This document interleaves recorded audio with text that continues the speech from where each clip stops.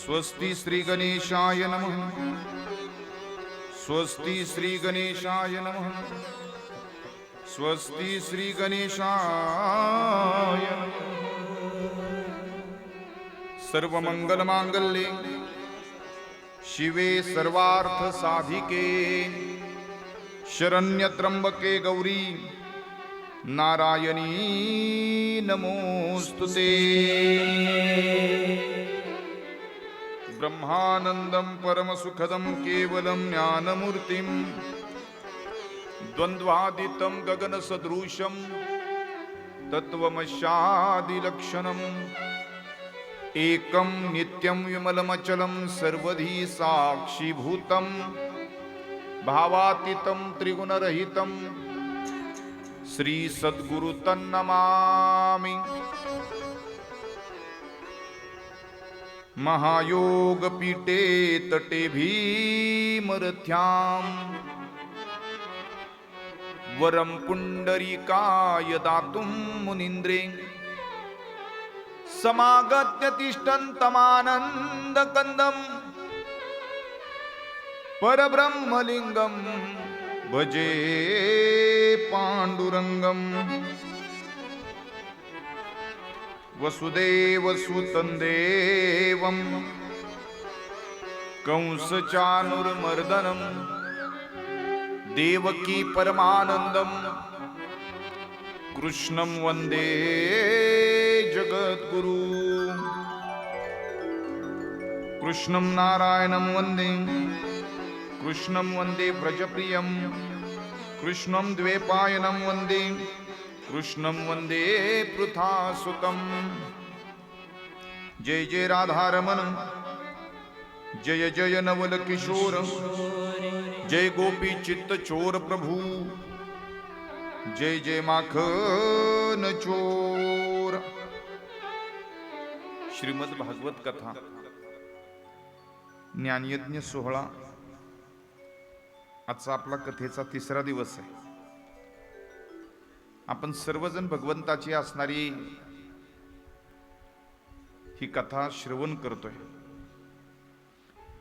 भागवत मोक्षाच्या पलीकडे घेऊन जाणार आहे। थोडा इको कमी करा। काल आपण नारदांचं चरित्र पाहिलं। भगवंताचे 24 असणारे अवतार, त्या 24 अवतारांची कथा पाहिली। शुकाचार्यांचा जन्म सहज सरळ भगवान व्यासदेवांच्या पोटी शुकदेव जन्माला येतात। जे मुनी सांगितले त्याच्यामधले एक नंबरचे मुनी आहेत ते शुक यज्ञवल्क दत्त कपिल मुनी हरीसी जाणून हरी झाले। कुंती मातेचं चरित्र भगवान परमात्म्याची ती आत्या आहे। कुंती मातेनं भगवंताची केलेली स्तुती नमः पंकजनाभाय नमः पंकजनेत्राय, म्हणजे देवा तू कसा आहेस। पंकज म्हणजे कमळ, कमळासारखा सुंदर स्वरूपवान देखणा असणारा परमात्मा, त्या परमात्म्याची स्तुती आपल्या भाच्याची स्तुती करणारी ही आत्या आहे कुंती माता। बरं, हे सगळं काही करत असताना भीष्माचार्यांनी गंगेच्या किनाऱ्यावरती आपला देह इच्छामरणी होते। शेवटच्या काळात सगळ्या पांडवांनी दर्शन दिलं, म्हणजे पांडवांसहित कृष्ण परमात्मा भीष्माचार्यांशी संवाद साधतात आणि देव त्यांना शेवटच्या काळात दर्शन देतो। परीक्षितीचा आणि कलीचा संवाद मी बोललो होतो की आपण बोलूयात। राजा परीक्षितीला शाप, तक्षक नावाचा साप 7व्या दिवशी चावणार आणि हे जग सोडून राजा परीक्षिती निघून जाणार। गंगेच्या किनाऱ्यावरती राजा परीक्षिती पोहोचलेला आहे। भागवताची कथा ऐकण्याकरता सांगायला शुकाचार्यांसारखे मुनी आहेत आणि कथा होत असताना सांगत असताना ज्याचं मरण जवळ आलं त्यांनी काय करायचं, काय नाही, त्यांनी भगवंताच्या नामाचं चिंतन करायचं। आपल्या सगळ्यांच्या हातात किती वेळ हे कुणाला माहिती नाही, पण जेवढा मिळाला तेवढ्या वेळेत काळ सारावा चिंतने, एकांतवासी गंगा स्नाने, देवाच्या पूजने, प्रदक्षिणा तुळशीच्या. आपला काळ चिंतनात जावा. आपला काळ थोडासा तरी दिवसभराचा वेळ एकांतामध्ये जावा. माणसं म्हणतात आम्ही बसतो की एकटेच, पण मोबाईल घेऊन, तोही नको बरोबरीला. काळ सारावा चिंतने, एकांतवासी गंगा स्नाने, देवाच्या पूजने, प्रदक्षिणा तुळशीच्या. युक्त आहार विहार, नेम इंद्रियासी सार. तर जास्त आवाज पांगतोय, मला असं कम्फर्ट वाटणार त्याचा. नसावी बासर, निद्रा बहु भाषण. माणसाने जास्त बोलू नये, जास्त झोपू नये. आज सगळ्यांच्या झोपेवरती अन्याय केला मी ना अण्णा. लोकांच्या झोपेच्या टायमिंग मध्ये त्यांना मेकअप करावा लागलाय का? माझाही नाविलाज होता पण मला खूप धन्यवाद यांना द्यायचे. अण्णा, आम्ही येण्याच्या अगोदर या उपस्थितीत सगळ्या माता भगिनी, तुमच्यासाठी एकदा तुम्ही टाळ्या वाजवायच्या. आपलं आपणच कौतुक करायचं असतं. आणि देव आम्हाला पाहणारे नाही याच्याकरता भागवताची कथा, त्याचं एकही अक्षर चुकू नये, हा तुमचा प्रामाणिक भाव आहे. आणि त्या प्रामाणिक भावापोटी तुम्ही सर्वजण लवकर येऊन या ठिकाणी उपस्थित. आणि मी काल मुद्दा सांगत होतो की बाबा, राजा परीक्षितीला भागवत सांगायला शुकाचार्य हिमालयातून आले. आणि बोलता बोलता आपला एक मुद्दा राहिला होता की बाबा, आजोबांनी केलेलं पुण्य नातवाच्या कामाला येतं. दादांची पुण्य आहे, या घराच्या दादांची पुण्य आहे. वारकरी होते दादा. आदरणीय आमच्या अण्णांनी आणि भाऊसाहेबांनी 22 वर्ष झालं अण्णांचा पाठीमाग, दादांच्या पाठीमाग अण्णा आणि आप्पा दोघं कार्यक्रम करतात. बरं, हे सगळं होत असताना सगळ्या समाजाला, सगळ्या वारकऱ्याला बोलायचं, यथायोग्य पद्धतीने सन्मान करायचा. या घरात नित्याने एकादशीचं व्रत होतं, नित्याने काकडा हरिपाठ करणारी माणसं आहेत. आलेल्या पाहुण्याचा पाहुणचार करणारी या घरातली सगळी माणसं आहेत. मग आज सगळ्यांना या ठिकाणी सगळी नातवंड असतील घरातली. निश्चित दादांची सगळ्यांना नातवंडांना आठवण येत असेल. आज स्वप्नील असेल, तुषार असेल, त्यांच्या मनात इतका चांगला विचार का यावा? राजा परीक्षितीला भागवत सांगायला शुकाचार्य ज्यावेळेस आले, त्याचं कारण असं होतं, पांडवांच्या राजसू यज्ञामध्ये, आवाज तरी पांगतोय, काय होते काय कळानच मला. पांडवांच्या राजसू यज्ञामध्ये एकच भाताचं शीत खाल्लं होतं शुकाचार्यांनी. संताला देणं किती चांगलं असतं, किती महत्वाचं असतं. संत कुणाच्या उपकाराची परतफेड म्हणजे ठेवत नाहीत. बरं, त्याच्या बदल्यात काय देतील सांगता येत नाही, मोजमाप नाही त्याचं. काय झालं होतं, एकदा पांडवांनी राजसू यज्ञ केला आणि त्या यज्ञामध्ये शुकाचार्य उष्ट, पत्रावळीवरचं उष्ट शीत खाऊन गेले होते. फक्त टायटल लक्षात ठेवा, आजोबांचं पुण्य नातवाच्या कामाला येतं, एवढं लक्षात ठेवा. एकदा असं झालं, पुण्यातली काही कॉलेजची मुलं ग्रॅज्युएशनला शिकणारी फिरायला गेली. फिरत फिरत फिरत दुपारची वेळ झाली, त्यांना दुपारच्या वेळेत भूक लागली. आता बॅचलर असल्यानंतर मुलांकडे काय पैसे असतात जवळ, स्वतः कमवत नसले की पैसे जवळ नसतात. मुलांना जेवण करायचं होतं, दुपारी भूक लागली होती, मग ते हॉटेल शोधत होते. आणि एक हॉटेल असं सापडलं, त्या हॉटेलवरती लिहिलं होतं, तुम्ही पोटभर जेवा, तुमचं बिल तुमचा नातू देईल. काय लिहिलं होतं? तुम्ही पोटभर जेवा, तुमचं बिल कोण देणार आहे? नातू देणार आहे. असं हॉटेल सापडा ना आम्हाला. मी सगळ्याला घेऊन गेलो असतो, नातवाने बघितलं असतं काय येते. तुम्ही पोटभर जेवा, तुमचं बिल तुमचं नातू देईल, असा हॉटेलवर बोर्ड होता. पोरं म्हणली ठीक आहे. हॉटेलचा बोर्ड वाचून ती 5-6 मुलं आतमध्ये गेली. हॉटेलमध्ये टेबलवर बसले, मेनू कार्ड घेतलं. हॉटेल एकदम स्टँडर्ड होतं, एकदम 5 स्टार होतं असं समजा. पाहिजे तो पदार्थ त्या हॉटेलमध्ये मिळत होता. जेवायचे पोटभर, बिल द्यायचंय का? कोण देणार आहे बिल? नातू देणार आहे. त्याच्यामुळे बिलाचं टेन्शन नव्हतं. पोरांनी मेनू कार्डवरचे पदार्थ वाचले आणि जे कधीच खाल्ले नव्हते आणि सर्वात जास्त महागाईचे पदार्थ मागवले. आणि ते 5 पोरं, म्हणजे आपली कथा 3 तास आणि जेवण 6 तास, असं 6 तासाचं जेवण चाललं होतं. इतके पोटभर जेवले, पाहिजे ते पदार्थ खाल्ले आणि कालांतरानं जेवण वगैरे त्यांचं सगळं झालं आणि वेटर एक लिस्ट घेऊन आला, बिलाची लिस्ट घेऊन आला. आल्यानंतर आता हॉटेलही महाग होतं, स्टार हॉटेल होतं. वेटरनी त्यांच्यासमोर बिल ठेवलं. बिलाचा आकडा होता 20,000 रुपयाचा. ती पोरं म्हणली, अहो वेटर, तुमच्या हॉटेलवर बोर्ड आहे, तुम्ही पोटभर जेवा, तुमचं बिल कोण देणार आहे? आणि मग ती पोरांनी विचारलं, मी 20,000चं बिल आणलंच कसं काय तुम्ही? वेटर म्हणला, हे बिल तुमचं नाही, तुमच्या आजोबाचं आहे, भरा आता. हा, आजोबाची पुण्याई. असो, काही काहींच्या आजोबांची ती पुण्य आहे, काही काहींना ते फेडावं लागतं. काही काहींच्या आजोबांनी असं पुण्य केलं की ज्यांच्या घराण्यामध्ये इतकं चांगलं कार्य करण्याचे विचार आले. अहो, संत समागम हरिकथा तुलसी दुर्लभ होय. तुलसीदास महाराज सांगतात, संत समागम हरिकथा तुलसी दुर्लभ होय. त्याच्या अगोदर आहे, सुतदारा और लक्ष्मी पापी घर भी होय, संत समागम हरिकथा तुलसी दुर्लभ होय. सगळ्यांच्याच घरी श्रीमंती असते, सगळ्यांच्याच घरी बायका पोरं असतात, पण एखाद्याच्याच घरी त्या ठिकाणी अशी हरिकथा असते. संत समागम हरिकथा तुलसी दुर्लभ होय.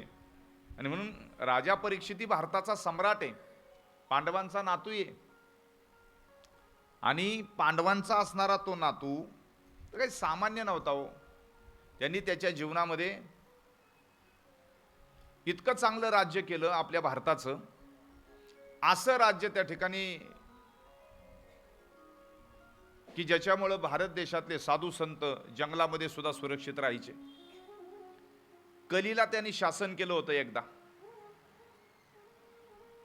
धर्माचे जे 4 पाय सांगितले जाते, सत्य, दान, तप, शौच, हे धर्माचे 4 पाय. आता एकच पाय धर्माचा शिल्लक आहे. धर्माने बैलाचं रूप धारण केलं होतं आणि एका पायावरती धर्म उभा होता. आणि एक काळा असणारा पुरुष त्याला फटके मारत होता. त्या राजा परीक्षिती तिथे जवळ गेला आणि पाहिलं, कोण आहे रे तू? म्हणले, माझं नाव कली आहे. म्हणले, का मारतो? एका पायावरती बैल उभा होता. आज धर्म जर आपला उभा असेल तर तो एकाच पायावरती, सत्य नावाच्या पायावरती. पण सत्य कोणाला आवडत नाही. कली सांगतो, तू खोटं बोल. काही गोष्टी लपवण्याचं काम कलीच्या माध्यमातून होतं. राजा परीक्षितीने त्या कलीला सांगितलं, जागा सोडायची, निघून जायचं, अजिबात सत्याला त्रास द्यायचा नाही. कलियुगामुळे झाले सत्याचे वाटोळे, तुकोबाराय म्हणतात. त्याचं भाषांतर आहे त्या श्लोकाचं. याच कलियुगामुळे खऱ्याचं वाटोळं होऊन गेलं.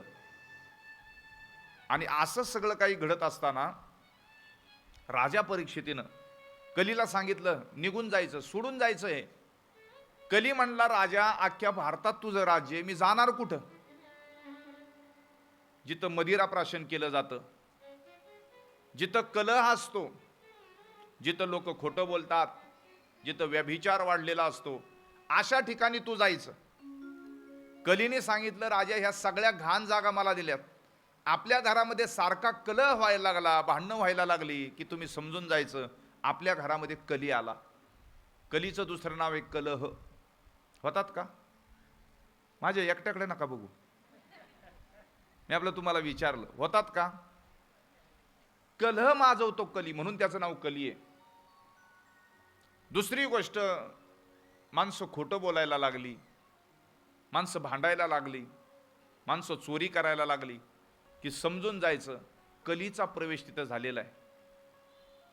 कलियुगाने सांगितलं, सगळ्या खराब जागा मला दिल्या राजा, एक तरी चांगली जागा दे की, एकच जागा चांगली दे. आणि राजाला ती जागा देणं भाग पडलं. म्हणून कलीला राहायला एक जागा दिली राजा परीक्षितीने. त्या जागेचं नाव आहे सोनं. सोन्यामध्ये कली राहतो. ज्या सोन्यामुळं घरात भांडणं होतात, समजून जायचं त्या सोन्यावरती कलीचा वास आहे, कली राहतो त्याच्यामध्ये. गीता असं म्हणते, धातूनामास्मी कांचनम.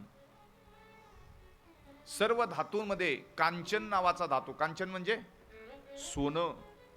सर्व धातूमध्ये कांचन नावाचा धातू जर काय असेल तर तो मी आहे. मग सोनं जर परमात्मा असेल तर सोन्यामध्ये कली का राहतो? कारण राजा परीक्षितीने सोन्यामध्ये त्याला राहायला जागा दिली. बघा तुम्ही, आपण एखाद्या लग्नाला जातो, सोनं जास्त कुणाला आवडतं? सांगा की. काय नाही, तुम्ही खरं बोलणार आहेत म्हणून विचारलं. समजा एखादा दागिना आपल्याकडे नसेल, एखादा अलंकार आपल्याकडे नसेल, एखाद्या स्त्रीच्या गळ्यामध्ये तुम्ही एखादा अलंकार पाहिला. आता बऱ्याच प्रकारचे हार निघालेत नाही का, चांगले चांगले हार असतात, चपलाचे असतात, बुटांचे असतात, अजून कशा कशा असतात मला माहिती नाही, पण असे बऱ्याच प्रकारचे हार निघालेले आहेत. समजा एखादीला एखादीच्या गळ्यातला हार आवडला, ती घरी आल्यानंतर नवऱ्याला म्हणते, अधिकाचा महिना आहे, तसलाच हार मला करायचा. तो म्हणतो, अगं 2.25 लाख रुपये सोनं झालं, मला नाही शक्य करणं. ती म्हणते, अहो लग्न आहे आपल्या घरातलं, त्या लग्नासाठी तरी मला 2-3 तोळ्याचा तरी पाहिजे. तो म्हणतो, मला शक्य नाही, 5 लाख रुपये माझ्याकडे नाही. मग ती काय करते, नावीलाज असतो, लग्नासाठी तिच्याकडे जाते आणि तिचा उसना घेऊन येते. आणि घेऊन आल्यानंतर त्याच्यावरनं घरामध्ये वाद. म्हणून काही गोष्टी लोकाच्या मागून घ्याव्यात, काही गोष्टी दिल्या तरी घेऊ नयेत. बघा तुम्ही, साधूनी वस्त्र दिलं ना, ते साधूचं वस्त्र घ्यावं, जपून ठेवावं. त्या आपल्या घरातलं दोष घालवतं. दुर्जनाची वस्त्र कधी घालू नयेत. दुर्जनाच्या जवळचं सोनं कधी घालू नये, त्याच्यामध्ये कली राहतो. बघा तुम्ही, जे सोनं आपण नको त्याचं घेऊन आलो, जी कपडे, साडी सुद्धा ठीक आहे, चांगली आहे ना तुमची मैत्रीण, शुद्ध स्वभावाची, शुद्ध भावाची, फक्त तुमचंच नाही चाललं, आमचं पण चाललंय. तुम्ही म्हणाल की महाराज आमच्यावर का घसरलाय आज? नाही, आज कलीचं चाललंय ना. कली कुठेही घसरू शकतो आणि वेळही कमी आहे. मला मुद्दा असा सांगायचा होता की जे सोनं घरात आलं कलह लावतं, म्हणून वारकऱ्याच्या घरचं मागून खावं आणि दुर्जनाने कितीही खायला घालण्याचा प्रयत्न केला तरी तिथं थांबू नये. का सांगायचं हे? आपल्यामध्ये दोष येतात. धातूनामास्मी कांचनम, सोनं जर त्या ठिकाणी भगवान परमात्मा, आपण मेहनतीनं मिळवलेल्या सोन्यामध्ये देवाचा वास आहे आणि नको त्या मार्गानं आणि तिच्या मार्गानं आलेलं जे धन आहे, जे सोनं आहे, त्याच्यामध्ये कली राहतो, तो कलह माजवतो. राजा परीक्षितीनं कधी त्याच्या जीवनामध्ये विचार केला नाही साधू संतांना त्रास देण्याचा. आयुष्यातली पहिली चूक होती, साधूच्या गळ्यामध्ये साप अडकवला. पहिली आणि शेवटची चूक. देवाने त्याला एक चूक माफ नाही केली हो. पावला पावलाला आपण चुकतोय, पावला पावलाला परमात्मा आपल्याला चूक माफ करतो. आयुष्यात एकदाच चुकला, मेलेला साप उचलला आणि साधूच्या गळ्यात अडकवला. अशी कधीही त्याला बुद्धी होत नव्हती ना, आजच का झाली?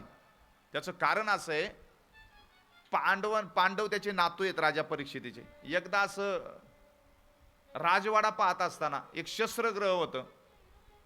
पूर्वीचे राजे काय करायचे, एखाद्या राजावरती स्वारी केली, राज्यावरती, त्या राज्यावरती विजय मिळवला आणि त्या राज्यातून विजय मिळवल्यानंतर त्या राजाची वस्त्र, त्या राजाचे मुकुट घेऊन यायचे. पांडवांनी दिग्विजय केला होता, सगळे राजे जिंकले होते, एवढा पराक्रम होता पांडवांचा. बघू तर खरं म्हणल्या, माझ्या आजोबांनी कुणा काय काय कमवले, काय काय पराक्रम केलेला आहे. तो पराक्रम पाहायला गेला आणि एका खोलीमध्ये ज्यावेळेस त्या सगळ्या वस्तू पाहत होता, वस्तू पाहता पाहता त्याला एक सोन्याचा मुकुट पाहायला मिळाला.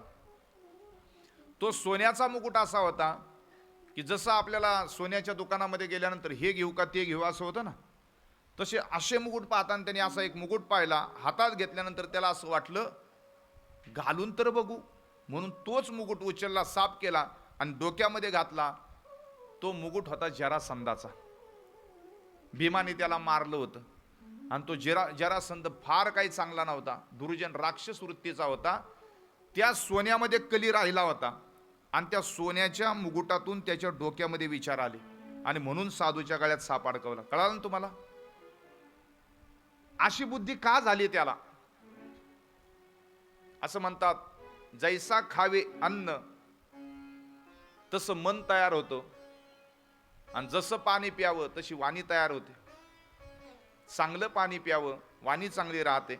आणि पाणी आणि वाणी कायम जपूनच वापरायची असते. व्यर्थ वाया जाऊ द्यायची नसते. या भूमिकेतून राजा परीक्षितीनं कलीना केलेलं शासन. राजा परीक्षिती गंगेच्या किनाऱ्यावरती भला मोठा वटवृक्ष आहे. त्या वटवृक्षाच्या खाली शुकाचार्यांच्या समोर बसलेले आहेत. आणि शुकाचार्यांना राजा परीक्षिती विचारतो, अनेक प्रश्न विचारले. किंवा माणसानं जीवनामध्ये मृत्यू जवळ आल्यावर काय केलं पाहिजे, काय नाही, काळ चिंतनामध्ये गेला पाहिजे.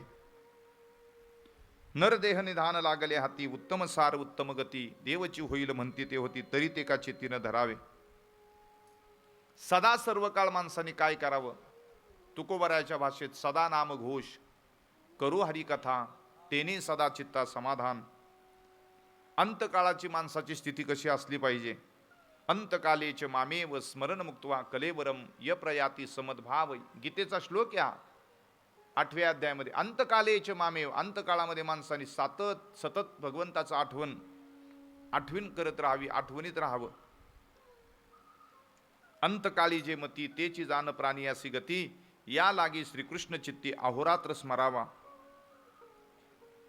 जीवाने चिंतन कोणाचं करावं म्हणले देवाचं करावं, देवाच्या गुणांचं करावं, देवाच्या लीलांचं करावं, देवाच्या रूपाचं करावं. म्हणून याच्या रूपाचं चिंतन करत राहावं. याच्या गुणांचं, त्याचे गुण आहेत 6: ऐका, यश, श्री, औदार्य, ज्ञान, वैराग्य, ऐश्वर्य. हे 6ही गुणवर्य वस्ते जेते. हे 6 गुण आहेत त्याच्याकडं. म्हणून तू भगवंतो निसंगाचा सांगा तू. तो म्हणे पार्था दत्त चित्तू होय आता. ज्ञानोबराय म्हणतात तो भगवंत काय. भग म्हणजे गुण, गुणानं युक्त असलेला, गुणवान असलेला, त्याला भगवंत असं म्हणतात. आणि मग राजा परीक्षितीने पुढचा प्रश्न विचारला, हे जग निर्माण कसं झालं. अख्खं जगच देवाचं आहे ना, म्हणून सृष्टी निर्मिती कशी झाली. सृष्टी निर्मितीचा असणारा 2 प्रवाह सांगितले भागवतानी.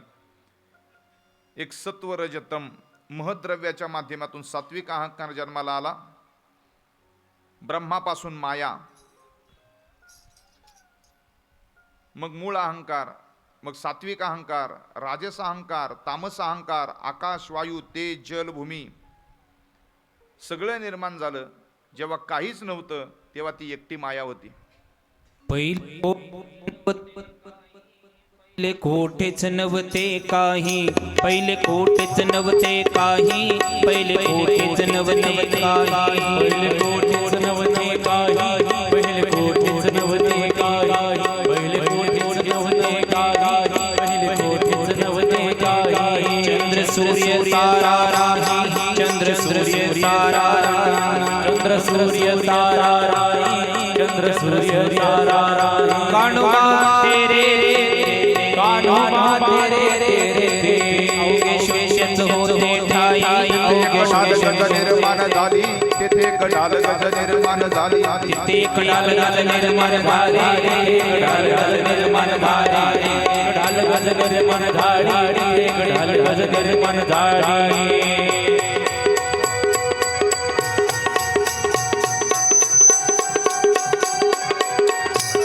ताळी ताळी ताळी.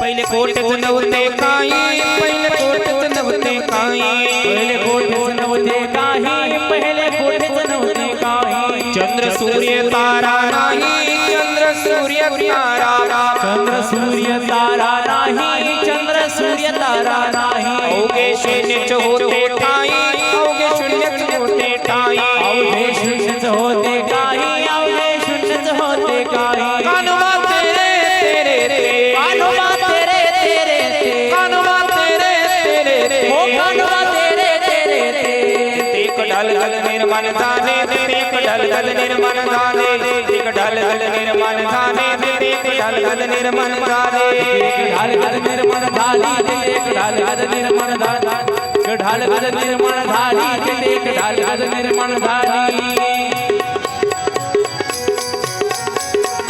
वाह वाह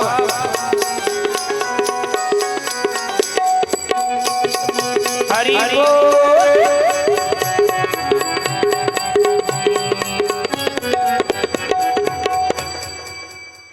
पहिले कोठेच नव्हते काही, नाथ महाराजांचं भारूड आहे. चंद्र सूर्य तारा नाही, काहीच नव्हतं. मग ती एकटीच होती ना. ती मूळची कर्णकुमारी, तिचा बाप तो ब्रह्मचारी, तो तियेशी शिवला नाही. आयसी झाली नवलपरी पाहता हो. म्हणले अशी असणारी तिची नवलपरी सांगत असताना तिने बापची दादला केला. कोण वाईट बोले या बोला, अवघे तिच्याच बोलाने चाला. परी कैवल्य सुख तुम्हाला, पहिले कोठेच नव्हते काही.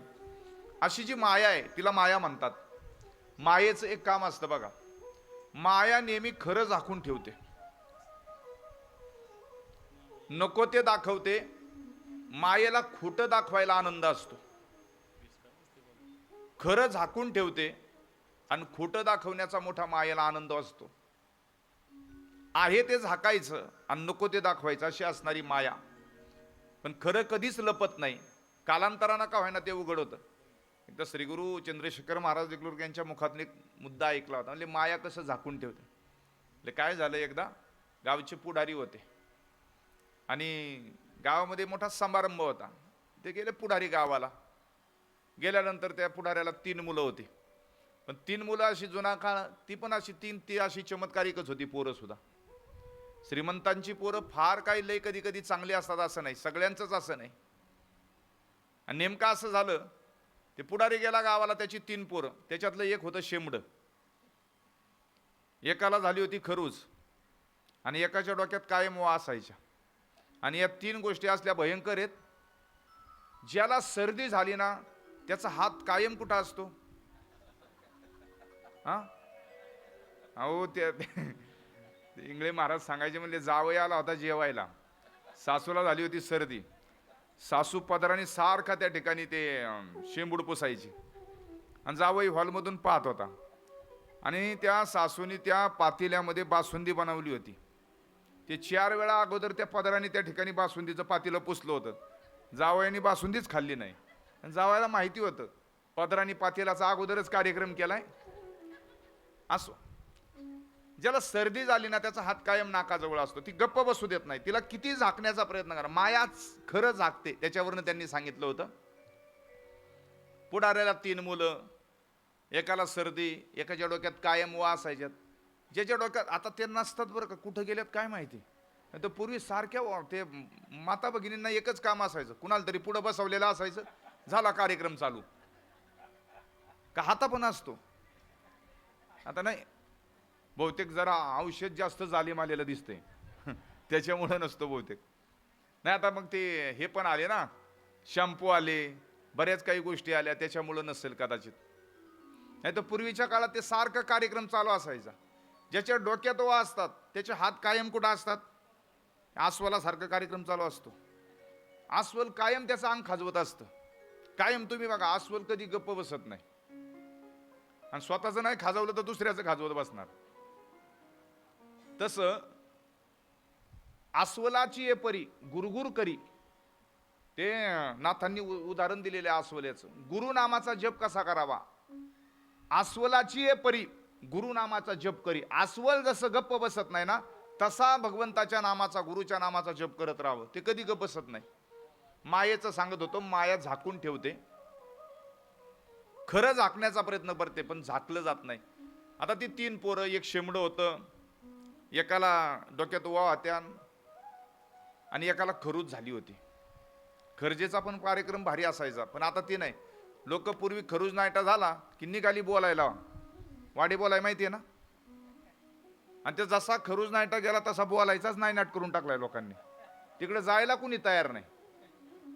माहितीये ना बोलाय कुठे येते? वाडे बोलाई स्पेशल गाव आहे देवीचं. बोलाई माता आहे आपल्याकडं, तिथं लोक जायची ओलांडा घ्यायला पूर्वी खरूज नाईटा झाला की.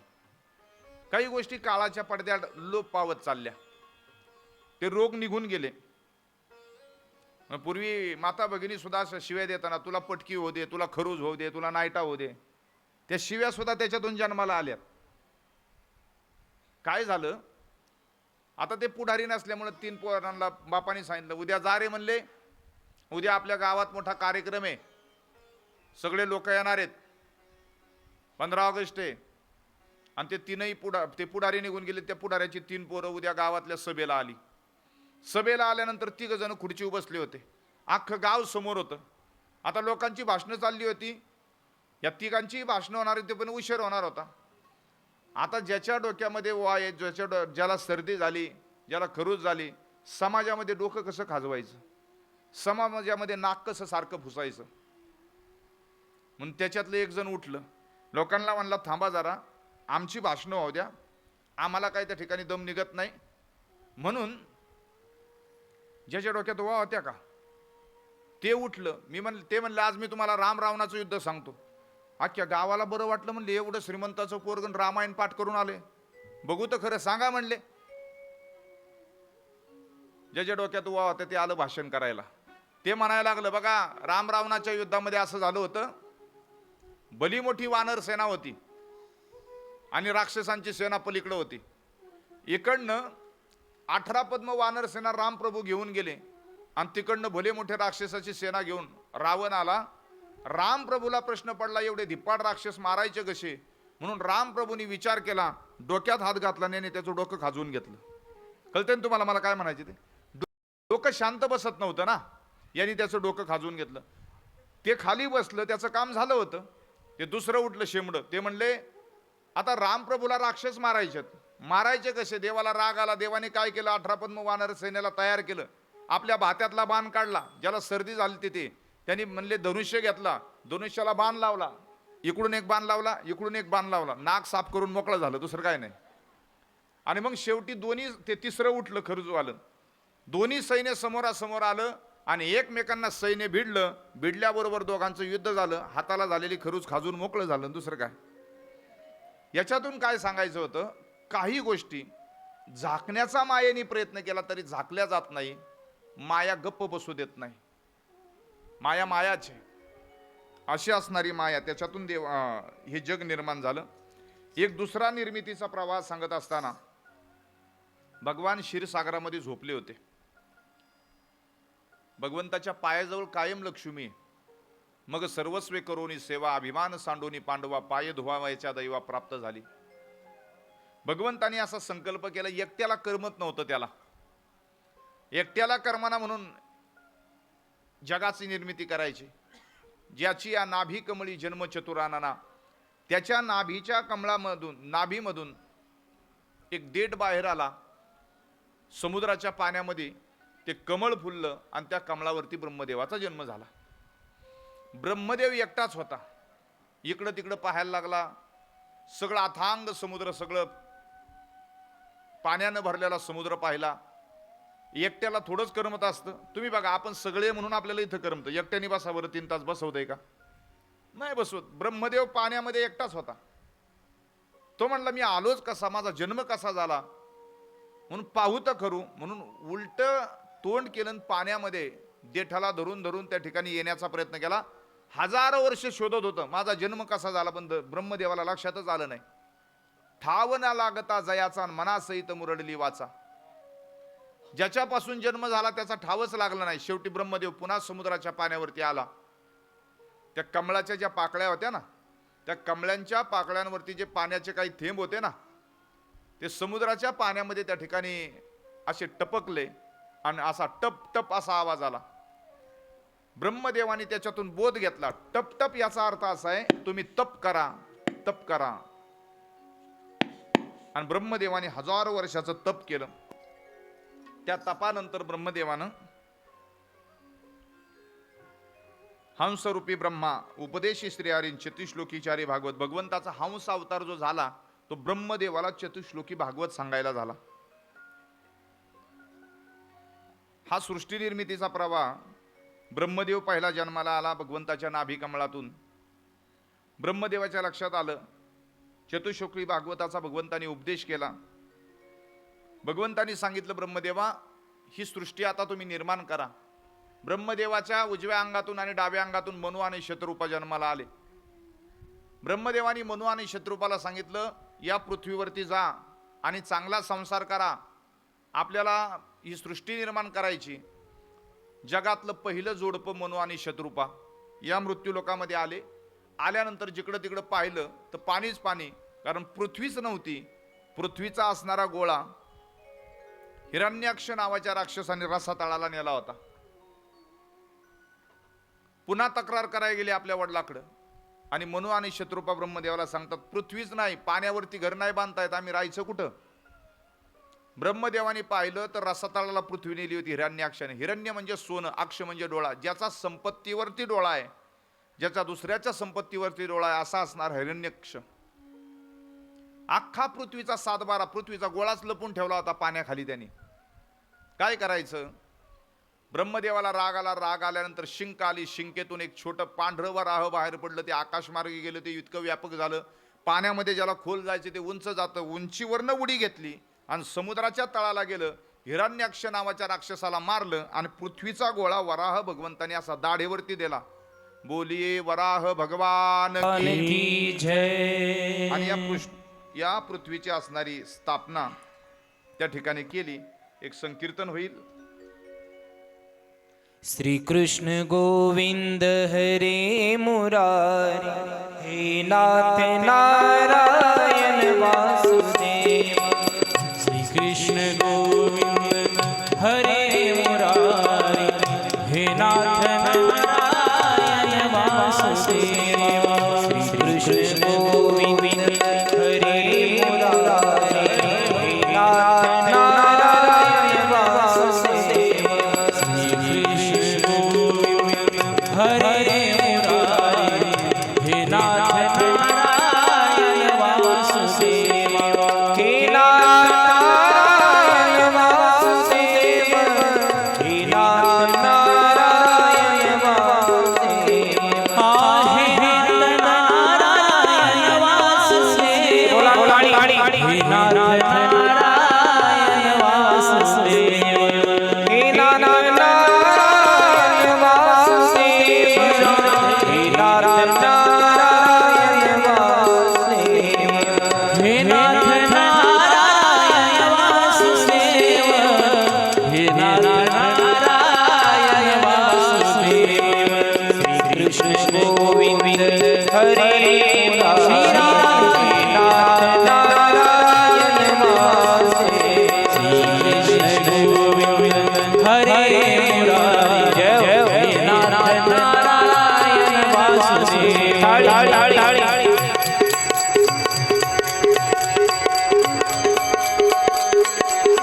हरि हरि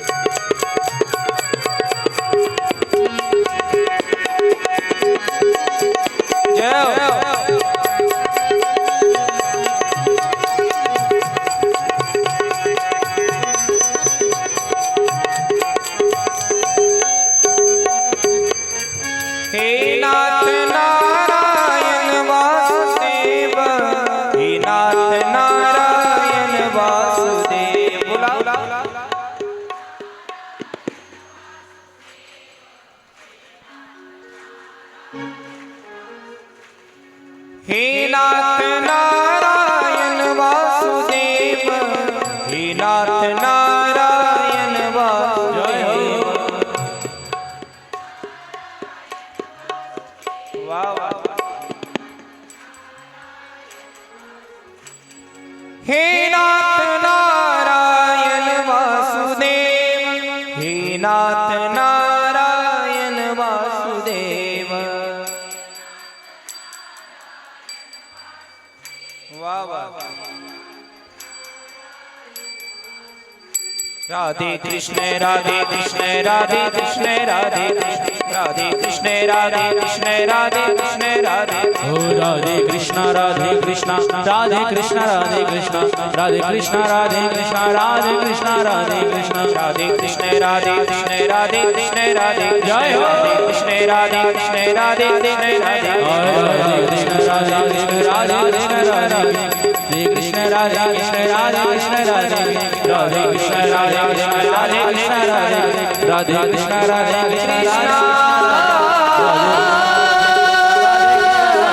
राधे कृष्ण राधे कृष्ण राधे कृष्ण राधे कृष्ण राधे कृष्ण राधे हरे हरे कृष्ण हरे हरे हरे कृष्णा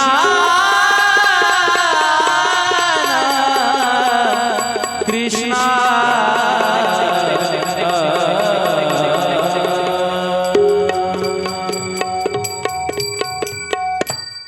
जय हो. सृष्टी निर्मिती ज्यावेळेस करायचं ठरलं मनोर आणि शतरूपाच्या माध्यमातून, राजा परीक्षितीने विचारलं की हा हिरण्याक्ष कोण होता, की ज्या हिरण्याक्षाला भगवंतानी मारलं वराह अवतार घेऊन आणि या पृथ्वीची पुनःस्थापना केली. तर शुकाचार्यांनी सांगितलं, त्या हिरण्याक्षाच्या जन्माची कथा सांगत असताना एकदा वैकुंठामध्ये जे 4 भावंड भगवंताचं कायम भजन करतात त्यांना सनकादिक ऋषी म्हणतात. सनक, सनंदन, सनातन यांची रोज नावं येतील कथेमध्ये. बद्रीनारायण क्षेत्र, नैमिषारण्य ही नावं आपल्याला भागवतामध्ये पुन्हा पुन्हा ऐकायला मिळतात. काही स्थळं आणि काही संत. नारदांचं नाव रोज येणार भागवताच्या कथेत, सनकादिकांचं नाव रोज येणार, बद्रीनारायण क्षेत्राचं नाव रोज येणार. वैकुंठामध्ये ही 4 भावंड देवाच्या दारामध्ये देवाच्या दर्शनाला चालली होती. भगवंताच्या दारावरती आपल्याकडे बघा मंदिराच्या दरवाजावरती जय आणि विजय असतात. हे देवाचे 2 पहारेकरी आहेत, शिपाई आहेत. त्यांच्या परवानगीने देवाकडे जावं लागतं. ही 4 भावंड जय विजयांना आतमध्ये जाऊ देत नव्हती. त्यांनी सांगितलं आम्हाला देवाच्या दर्शनासाठी जायचंय. ते म्हणले नाही जाता येणार.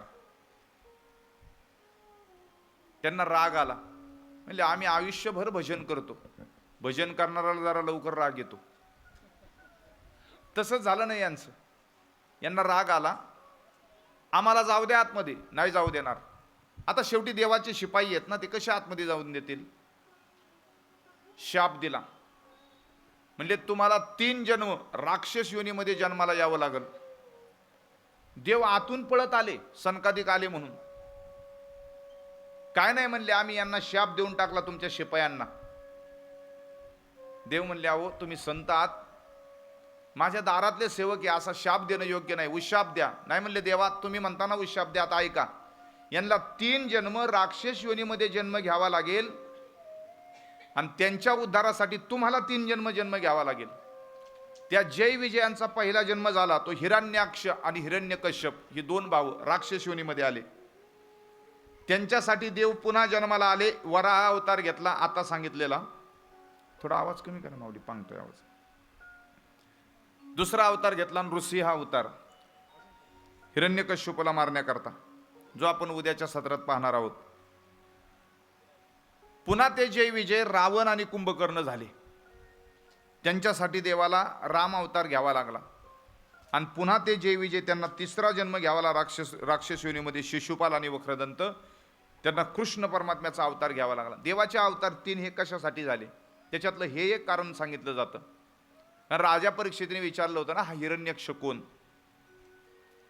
म्हणून त्यांच्या जन्माची कथा येते. हिरण्याक्ष आणि हिरण्यकश्यपाच्या हे दोघे भाऊ आहेत. कश्यप नावाचे ऋषी होऊन गेले. आपल्याकडे बघा, आपण ऋषींच्या कुठल्या तरी गोत्रातले असतो. आपल्याला विचारलं, तुम्हाला गोत्र विचारतात ब्राह्मण काका, तुमचं गोत्र कोणतं आहे? नाही काय आलं की मग कश्यप सांगायचं, बरोबर ना. आपण नाही काय आले की कश्यप सांगतात सगळे. कश्यप ऋषी त्यांना 2 पत्नी आहेत, दिती आणि आदिती. दिती ही राक्षसांची आई आहे आणि आदिती ही देवांची आई आहे. एके दिवशी दितीनं काय केलं, सायंकाळच्या वेळी कश्यप नावाच्या ऋषींकडे समागमाची इच्छा प्रकट केली. अन्याय तो त्यांचा नोहे वाय चाळा आणि माय बाप वेळा न साधिती. आहार निद्रा मैथून 3 गोष्टी सायंकाळच्या वेळी करू नयेत. 2 काळाला जोडला जाणारा काळ त्याला संधी काळ म्हणतात. आता दिवस संपणारे आणि रात्र चालू होणारे च्या मधल्या काळाला काय म्हणतो आपण? संध्याकाळ. ती झाली ही संध्याकाळ. अजून असे संध्याकाळ, या काळात काय करायचं? हरिपाठ करायचा, आपलं पुण्य वाढतं. ब्राह्मण लोक 3 त्रिकाल संध्या करतात. रात्र संपते आणि सकाळ होते, त्याला आपण पहाट म्हणतो. रात्र संपणारे आणि सकाळ होणारे, तो 2 काळाला जोडणारा काळ आहे, त्याला सुद्धा संधी काळ म्हणतात. संधी म्हणजे जोडणं. आता सकाळ संपणारे आणि दुपार चालू होणारे लोक म्हणतात दुपारचे 12 वाजलेत. म्हणून पहाट, दुपार आणि संध्याकाळ या 3 वेळेस माणसाने खूप नामचिंतन करावं. का करावं त्याचं उत्तर सांगतो. प्रातकालीनी मस्त पठन मा पावी जे ब्रह्मपूर्ण, त्रिकाळ जो करी पठन तो स्वदेही श्रीकृष्ण होय. पहाटे उठून नामस्मरण केलं, पहाटे उठून काकडा केला तर आपली काया ब्रह्मरूप होते. पण सकाळी, दुपारी आणि संध्याकाळी या 3 काळामध्ये जर आपण नामचिंतन केलं तर आपण स्वतः श्रीकृष्ण होतो. इतकी ताकद या 3 काळाची. म्हणून तो काळ साधला पाहिजे. हा काळ लोक नको त्यासाठी साधला जातो. याचा कारण असं झालं, दिती आणि कश्यपांपासून सायंकाळच्या वेळी समागमाची इच्छा झाली. दितीला गर्भ राहिला आणि मग त्यांनी शाप दिला कश्यपांनी, तुझ्या पोटी राक्षस जन्माला येतील. तिने 100 वर्ष पोरांना जन्मच दिला नाही. काल आपण ऐकलं 12 वर्ष पोटात होते शुकाचार्य. आज 100 वर्ष ही आई आपल्या पोरांना जन्म देत नाही. का तर माझ्या पोटी राक्षस जन्माला येणार आहेत. आणि मग कश्यपांनी सांगितलं, ठीक आहे चला, घडूनही काही गोष्टी घडून जातात, पण तुझ्या पोटी भक्त प्रल्हाद म्हणजे त्या तुझा जो नातू असणार आहे तो एक महान भगवंताचा भक्त असणार आहे. याच्यासाठी मग तिने ते पोरांना जन्म दिला. त्याच्यातून जन्माला आले हिरण्याक्ष आणि हिरण्यकश्यप, अशी त्यांच्या जन्माची कथा भागवतामध्ये आलेली आहे. काही गोष्टी सूर्यास्ताच्या त्या कालखंडामध्ये करू नयेत, याच्यासाठी भागवत असं सांगतं.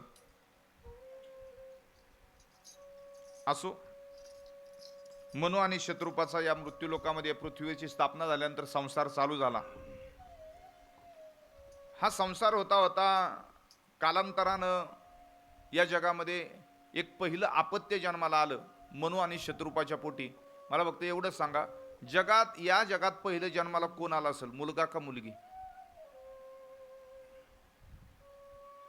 अवघड विचारलं का?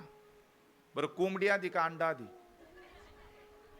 सोपं विचारलं. आता सांगा की उत्तर. आधी काय? हा, कोंबडी? काय मुलगा का मुलगी? या जगात पहिलं काय जन्माला आला असेल? कोण आला असेल? हा, मुलगी जन्माला आली. या जगात पहिली मुलगीच जन्माला आली महाराज. म्हणून तेव्हापासून लेडीज फर्स्ट. लेडीज फर्स्ट काय उगाच आहे का तेव्हा? त्याच्या पाठीमागं काहीतरी अर्थ आहे. या जगात जी पहिली मुलगी जन्माला आली तिचं नाव आहे आकुती. ही पहिली मुलगी आहे मनु आणि शत्रुपाची.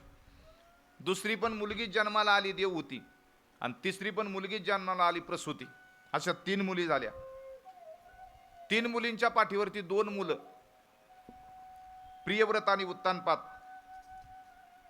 बघा तुम्ही, मुलीचं स्वागत, मुलीचं कौतुक काही काही घरांमध्ये आम्ही पाहिलेलं आहे, खूप उत्साहात करतात. जेवढं मुलाच्या जन्माचं स्वागत नाही करत तेवढं मुलीच्या जन्माचं करतात. कायम सांगत असतो, माणसाच्या जन्मामध्ये माणसाला 100 भाग्य असतात. आपण सगळेजण भाग्य घेऊन आलेलो आहेत आपल्याबरोबर, आपण प्रारब्धानुसार चालतो. माणसाच्या जन्मामध्ये माणसाला 100 भाग्य असतात. त्या 100 पैकी माणसाचं 1 भाग्य चांगलं असेल ना तर माणसाच्या घरात पोरगा जन्म घेतो. पण 100 पैकी 100 भाग्य चांगले असावी लागतात तेव्हा घरात पोरीचा जन्म होतो महाराज. एवढा तिचा जन्म श्रेष्ठ आहे. पण आता या कलीच्या कराल काळामध्ये मुली, मग त्यांना सांभाळा, मग त्यांचं लग्न, मग एवढा खर्च, याच्यासाठी काही काही माणसं इतकी अविचारी झाली. डॉक्टर सांगायला लागले पोटामध्ये मुलगा आहे का मुलगी आहे.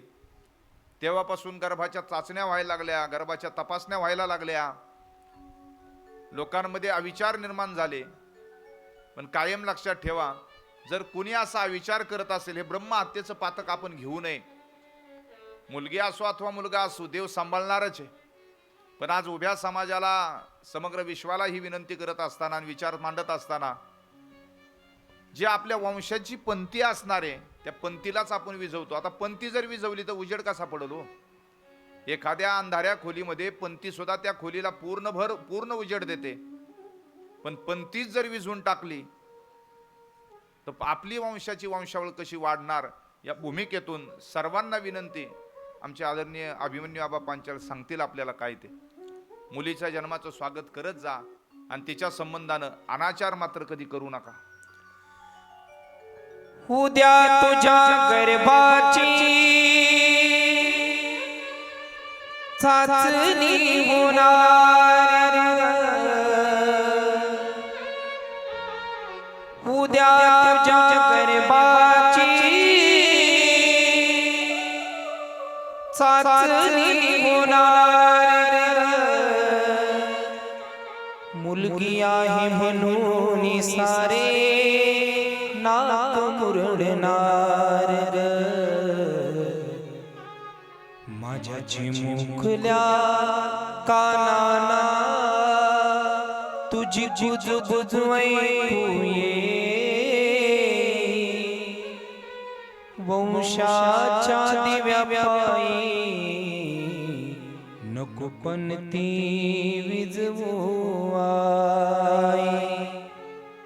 9 महिने 9 दिवसाने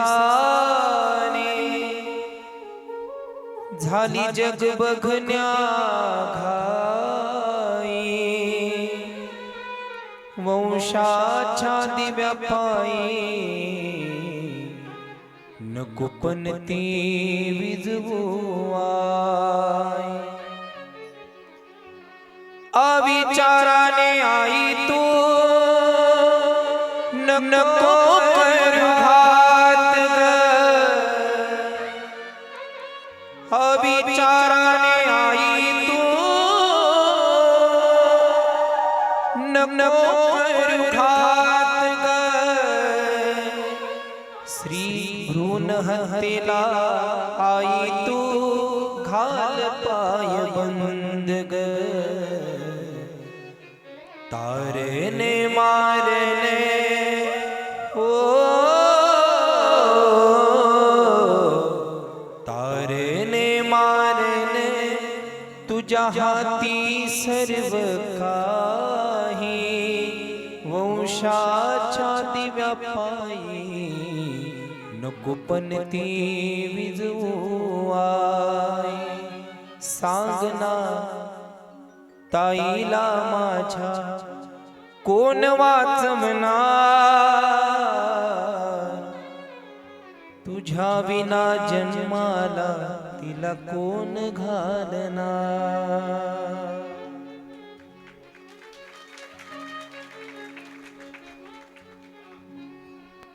इतक्या श्रेष्ठ असणाऱ्या मुली,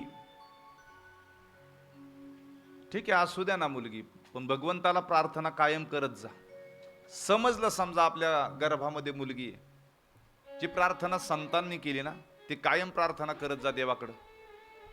कन्या तरी ऐसी देई जैसी मीरा मुक्ताबाई. जैसी मीरा मुक्ताबाई, जैसी मीरा मुक्ताबाई.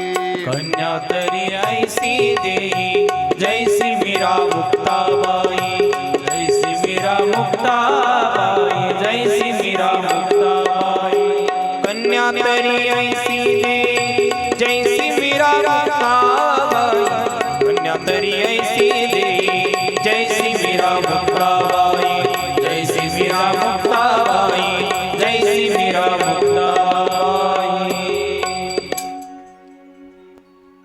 कन्या तरी ऐसी देई. अहो मीराबाई कन्याच होती की, मुक्ताबाई कोण होत्या? कन्याच होत्या की. जनाबाई कोण होत्या? आणि एक लक्षात ठेवायचं, आपण आपल्या आईमुळं आहोत.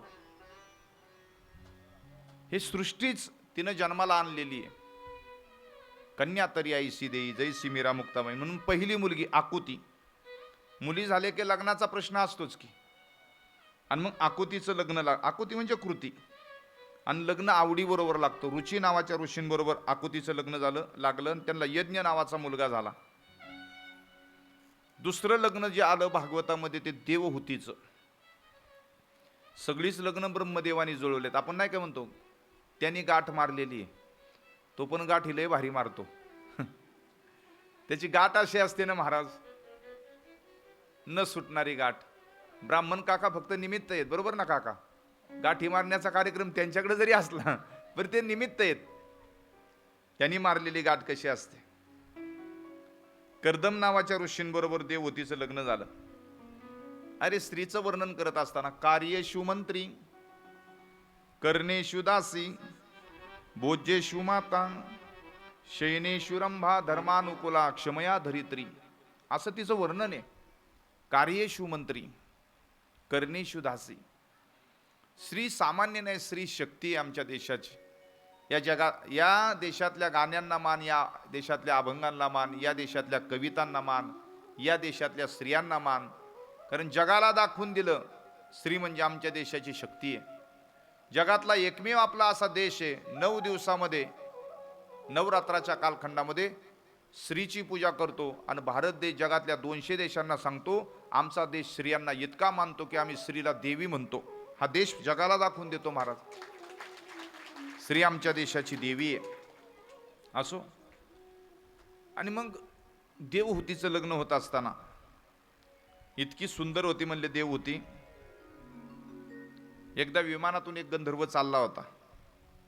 देवहूतीकडे खाली त्यांनी पाहिलं त्यावेळेस तो विमानातून खाली पडला होता. इतकं तिचं त्या देवहूतीचं सौंदर्य होतं. पण तेवढीच ती गुणवान सुद्धा होती. आणि लग्न ठरायला मनू आणि शत्रुपा आईवडिलांनी लग्न ठरवायचं तर मुलीला विचारलं पाहिजे ना मुलगा कसा पाहिजे ते. कमीत कमी देवहूतीच्या स्वरूपासारखा कर्दम नावाचे ऋषी पाहिले. आणि देवहूतीच्या लक्षात आलं वयाचं भरपूर अंतर होतं, खूप म्हणजे खूप अंतर होतं. समजा देवहूती 20 वर्षाची असेल तर कर्दम नावाचे ऋषी 60 वर्षाचे होते. एवढं अंतर होतं दोघांच्या ह्याच्यात. बरं दाढी जट्टा वाढलेल्या. आणि मग हे सगळं काही देवहूतीला सांगितलं.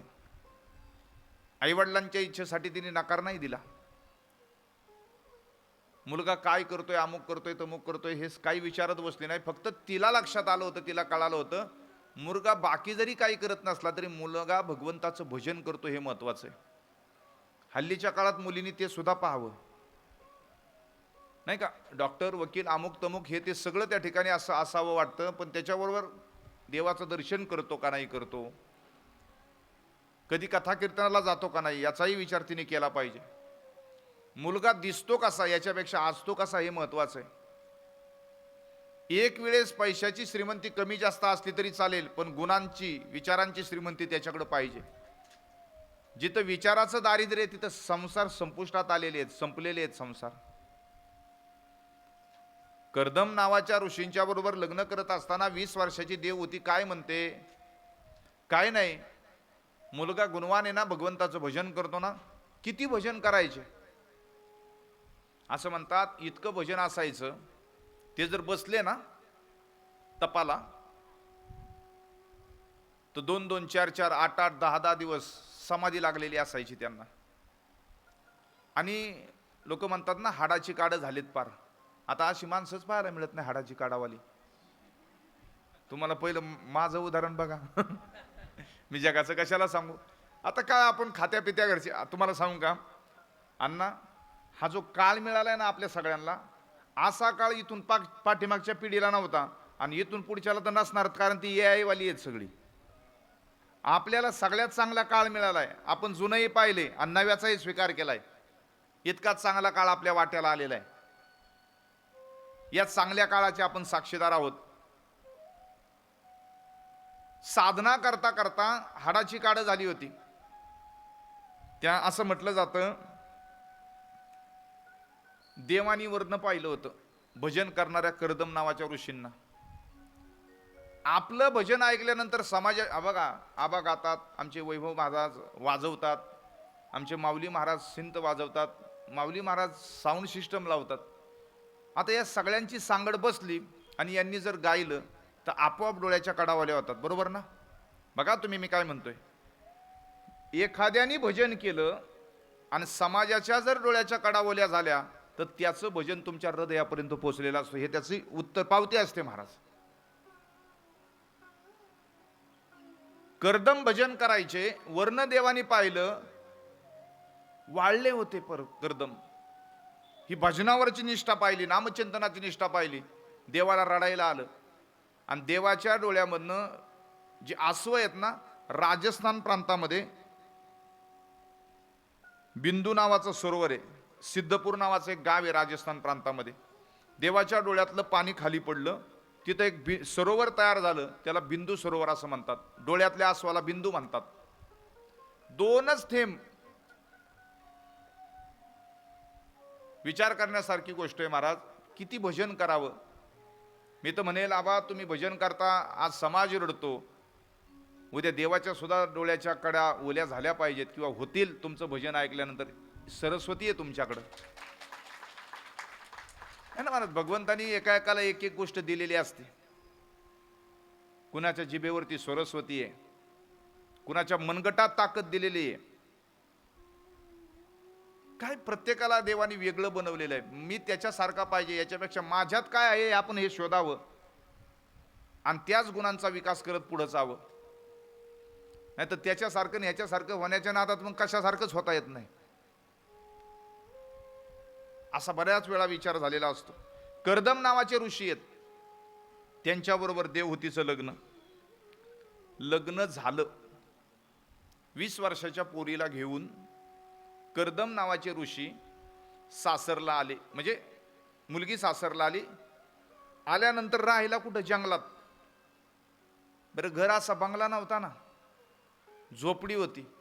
त्या झोपडीमध्ये कोण कोण होतं राहायला? साप, विंचू, बोडी, ते बेडूक, मांजरं, सरपटणारे प्राणी, चालणारे प्राणी. तुम्ही म्हणाल असं कसं काय? साधूची झोपडी येते आणि चित्त शुद्ध तरी शत्रू मित्र होती आणि व्याघ्रही न खाती सर्पतया. चित्त जर एखाद्याचं शुद्ध असेल ना, शत्रू सुद्धा मित्र होतात. हिंस्र शापोद. तुम्ही बघा, मांजराचं आणि उंदराचं कधी पटतं का? तरी मांजर आणि उंदीर एकत्र राहत होते. सापाचं आणि उंदराचं कधी पटतं का? तरी ते दोघं एकत्र होते तिथं. सरपटणारे प्राणी, विंचू. आतमध्ये ज्यावेळेस झोपडीमध्ये आली, देव होते आणि बसली, तर कधी एखादा साप खाली पडायचा, कधी एखादा उंदीर समोरून जायचा, कधी मांजरच भोवती फिरायचं. आणि कर्दम नावाचे ऋषी आसनावरती बसलेत आणि समोर असं पत्नीला बसवलं. असं म्हणतात लग्नाचा पहिला दिवस आहे. डोळे भरून आपल्या पत्नीला पाहिलं त्यांनी आणि पाहता पाहता डोळेच मिटले. आणि डोळे मिटले तर 40 वर्ष जागेवर आला नाही बाबा. काय करायचं आता? डोळे मिटले तर 40 वर्ष जागेवरच नाही म्हणजे काय? काय झालं होतं? भागवतांनी त्याचं उत्तर असं दिलंय, बिचारी 40 वर्ष आहे ना, रोज अंग पुसायची, झोपडीचं अंगण सारवून घ्यायचे, झाडलोट करायचे. भागवताला प्रश्न असा विचारला, 40 वर्ष डोळे झाकून कर्दम ऋषींनी काय केलं? काही नाही, साधना केली. पण देवहूतीकडे पाहता पाहता त्यांनी डोळे का मिटले? आणि देवहूतीकडे पाहता पाहता जर डोळे मिटले तर पुन्हा का उघडले नाहीत? त्याचं उत्तर भागवताने असं दिले, म्हणले देवहूती खूप सुंदर होती. असलं सौंदर्य कर्दमांनी त्यांच्या आयुष्यात पहिल्यांदा पाहिलं होतं. त्यांनी फक्त एवढाच विचार केला, जर देवहूती एवढी सुंदर आहे ना, तर हिला बनवणारा किती सुंदर आहे ते पाहण्याकरता डोळे झाकले होते आणि अंतरंगामध्ये गेले होते. जिसकी रचना इतनी सुंदर वो कितना सुंदर होगा. जिसकी रचना इतनी सुंदर वो कितना कितना सुंदर होगा। जिसकी रचना इतनी सुंदर वो कितना सुंदर होगा। जिसकी रचना इतनी सुंदर वो कितना सुंदर होगा। ओ ओ जिसकी रचना इतनी सुंदर वो कितना सुंदर होगा। जिसकी रचना इतनी सुंदर वो कितना सुंदर होगा। जिसकी रचना इतनी सुंदर वो कितना सुंदर होगा। जिसकी रचना इतनी सुंदर वो कितना सुंदर होगा। तुम्हारा तारनहारा हो, नाम तुम्हारा तारनहारा, कब तेरा दर्शन होगा, कब तेरा दर्शन होगा। जिसकी रचना इतनी सुंदर वो कितना सुंदर होगा। जिसकी रचना इतनी सुंदर वो कितना सुंदर होगा।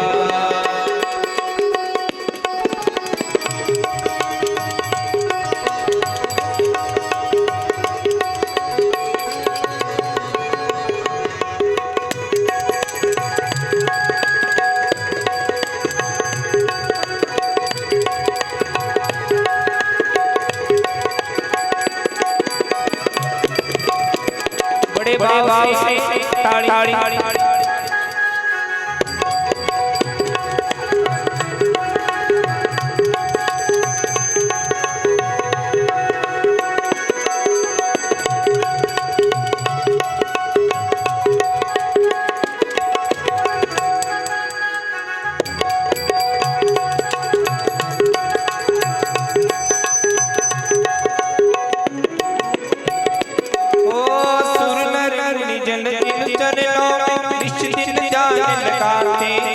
सुरवर मुनि जन जिन चरणों में निश दिन जान लगाते हैं।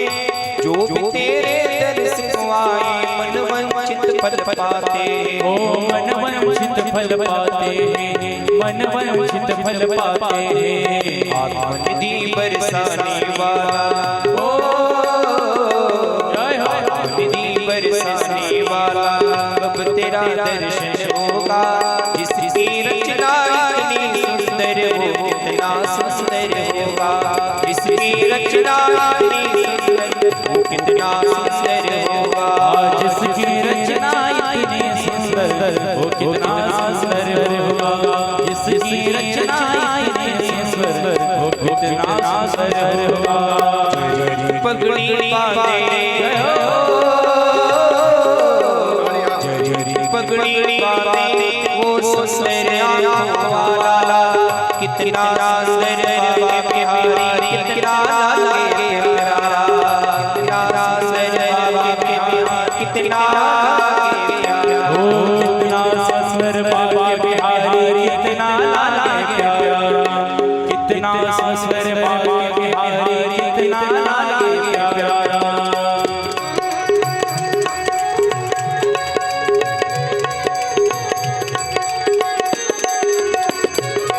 हरि बोल।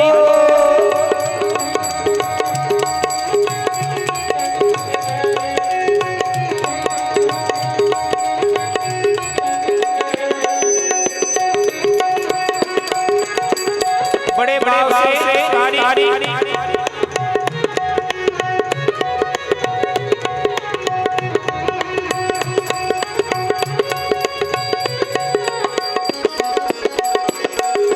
लट घुंघराने बाल तेरे सारे सारे बाल, लट घुंघराने बाल तेरे सारे सारे बाल। सुंदर श्याम सलोना तेरी तेरी तेरी चाल। ओ सुंदर श्याम सलोना तेरी टेढ़ी मेढ़ी चाल। हवा में सर सर करता, हवा में सर सर करता, जय हो। हवा में सर सर करता तेरा पिता मेरे काला। कितना सुंदर बाबा बिहारी, कितना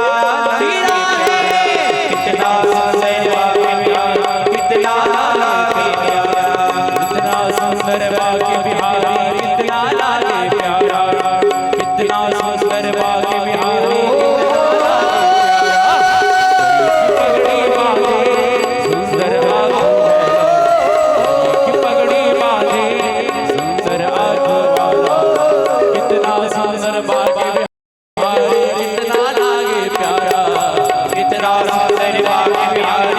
कितना लागे प्यारा, कितना सुंदर वाक्य बिहारी, कितना लागे प्यारा, ओ कितना लागे प्यारा, कितना लागे प्यारा।